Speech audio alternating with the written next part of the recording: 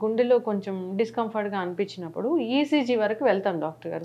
ECG నార్మల్గా ఉంటే గుండె బాగున్నట్లేనా? కాదండి. ఇప్పుడు మనకి ఛాతీలో ఏదైనా ఇబ్బందికరంగా అనిపించినప్పుడు, ఇది హార్ట్ సమస్య అని అనుమానం ఉన్నప్పుడు, ఒక ఈసీజీ నార్మల్గా ఉంటే నీకు గుండె సమస్య ఏమి లేదు, పర్వాలేదు, ఇంటికి వెళ్ళిపోమని చెప్పడం అనేది కరెక్ట్ కాదు. ఈసీజీ అనేది కొంతమందిలోనే అది అబ్నార్మల్గా ఉండొచ్చు, ఈవెన్ అది గుండె నొప్పి అయినా కూడా. అండ్ రెండోది, ఈసీజీలో కూడా మొదటి ఈసీజీ నార్మల్గా ఉండి కొద్దిసేపటి తర్వాత తీసిన రిపీట్ ఈసీజీలో అబ్నార్మాలిటీ కనిపించవచ్చు. సో ఒక సింగిల్ ఈసీజీ నార్మల్గా ఉందని మనం వి కాంట్ సే ప్రాబ్లం ఉందా లేదా అనేది.